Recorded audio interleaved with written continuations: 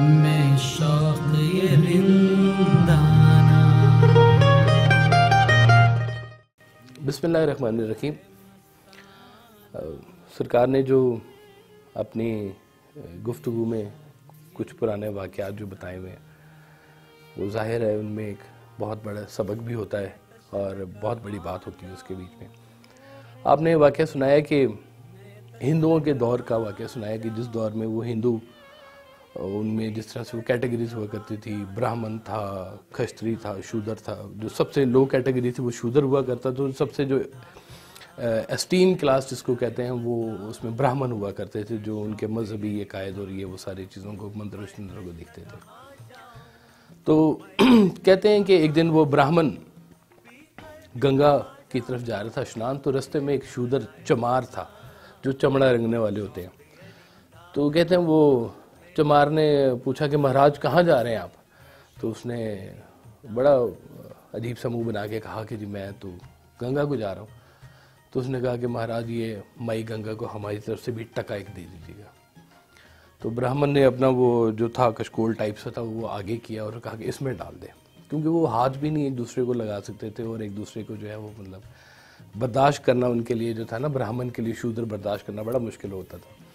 तो वो जब उसने टका डाल दिया तो ब्राह्मण चला गया गंगा की तरफ और गंगा में जाके उसने कहा कि ये एक वो शूद्र ने एक टका दिया था, तो ये आपकी खिदमत में, उसने वो टका पानी में डाल दिया। तो कहते हैं कि पानी में से एक हाथ निकला और उस हाथ में एक बहुत खूबसूरत कंगन था।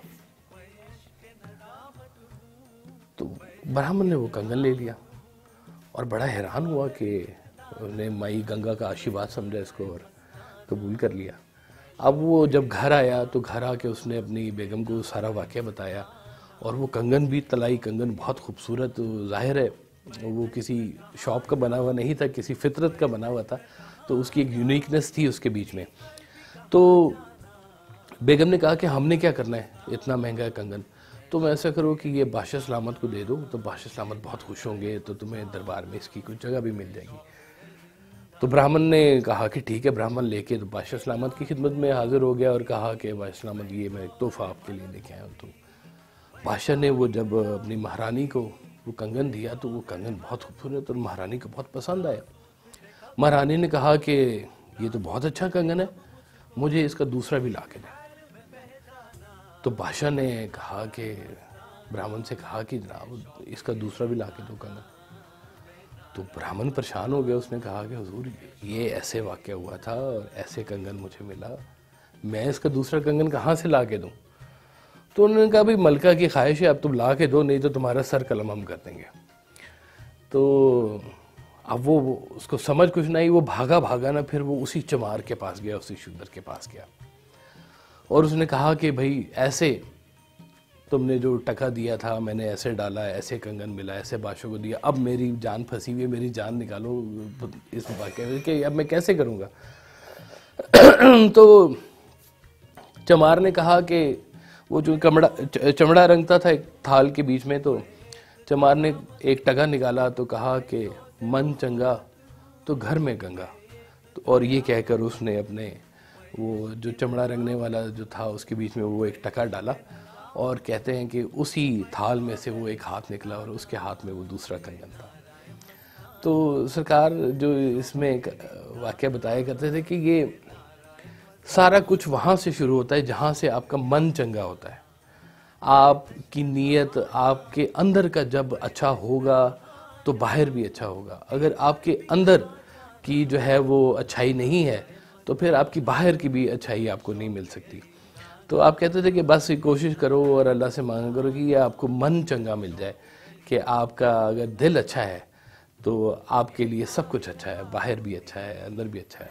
और ये जो मन चंगा होता है ये जो रूहानी बीमारियां होती हैं उनसे पाक होता है, हसद से पाक होता है, गिबत से पाक होता है। और ये बड़ा अल्लाह का ख़ास फजल होता है कि जिनका मन चंगा होता है।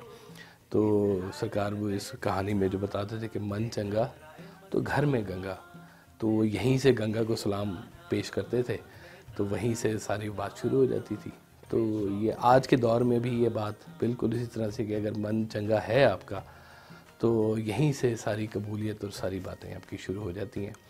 तो अल्लाह से ये दुआ किया करें कि अल्लाह ताला हमें वो मन चंगा जो है वो अता फ़रमाए, हमारे दिलों में से ये कदूरत और इस तरह के फासद जो चीज़ें हैं उनको निकाले, और ये जो दिल है ये यार का घर है, इसमें बस वो एक ही बात रहनी चाहिए, बाकी चीज़ें सब बेमानी है।